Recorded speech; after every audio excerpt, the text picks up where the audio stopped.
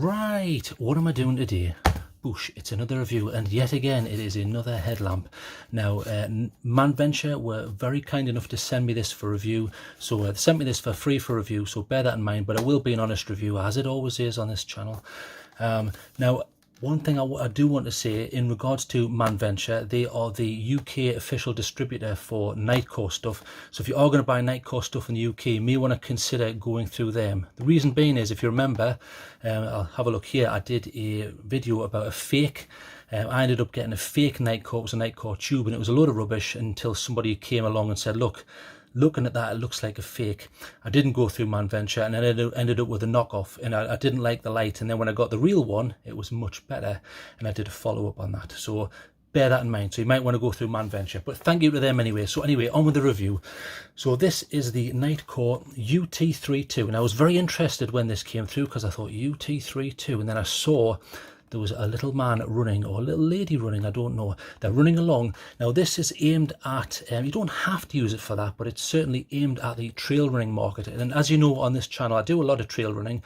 In fact, there's a video here I did of running through, I've done quite a few running videos, I think. This was me running in Scotland. I'm a big trail running fan, so I was really looking forward to testing this out. And it's an innovative one, so if you look, it's not only a 1100 lumen cool white, now I'll go through what all these are, don't worry, and then a 920 lumen penetrating throw. So what would be the difference between a true vision flood there, 100 degrees, and you can see the little icon there of the person running along there, and then this person, that's more of a penetrating throw. In other words, you're trying to get distance. I'll go over that though when I open this up. So I'll give you some of the specifics. It is a dual output, so you have two LEDs on this one. It's a double emitter, and it comes in cool white and warm white. So I'll open it up. I'll go through the boring stuff first. So right, so there's nothing else in there. Boosh, stick that in the bin. There's a little thing from Nitecore if you wish to fill it in for warranty purposes. Put that to one side. There's your headband, which I'll go over because I quite liked. I like the design of that. There's the instructions. I'm not going to go over them because I never do, but you should look at them. And here's some spare parts. Now you do get, I'll open this up so you can see. Now there's a spare O-ring in there. That's quite important. You're going to need the O-ring if you thread it by accident, because it can happen. So for example, I'll show you where that goes. So you've got this threaded section which allows you entry into the unit. There's the battery there. I'll take this out. This just nullifies the unit in transit there. So I'll zoom in a little bit there. So as you can see, that is the, which I'm agitating with the fingernail there, that is your O-ring. It just ensures waterproofing basically between the threaded sections. So I'll close that just for now. And one of the other things you get is you get some spare buttons. Now there's two buttons on this. One has a little nub on it, which means without having to look, you can tell which one you're pressing, because there's two and they're identical other than that little nub. So you've got the nub one on the left and the plain one on the right.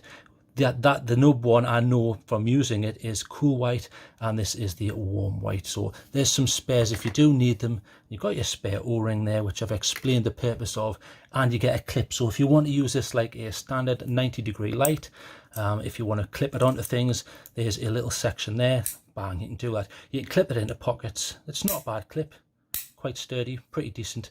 I've only used it on 2 occasions. It's not deep carry, but that's because you've got quite a bulbous head here, so your pocket is going to come up there, and this section here is going to protrude at the top there. But it wasn't too bad, not too bad, and it's not taking the paint off, as you can see. Pretty decent anodization on this. So we'll get that out of the way because I want to discuss this right now. This is your section which allows you to put it on your head basically.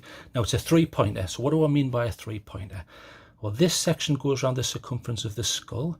So this goes around your head, and this is obviously facing to the front, and then this goes over the top. Now what's the point of that? Well, on these slightly heavier, and I say heavier, but this isn't a very heavy light. I mean, an extreme example would be something like the Astrolux HL01 here. I mean, it's like a big meat cleaver for bashing pork chops, but you really need a 3-pointer because otherwise you get droop. In other words, this will droop forward because there's only so much. You don't want that too tight, otherwise you're going to give yourself a tension headache basically. So it does come with a 3-pointer, even though this is pretty light. I mean, the battery's in this and it's not too bad. It was absolutely fine for running because you don't want a heavy headlamp when you're running. The reasons for that are, if you're walking along, a headlamp weight doesn't really matter. But as soon as you increase pace and energy comes into the matter, it bounces and it becomes uncomfortable.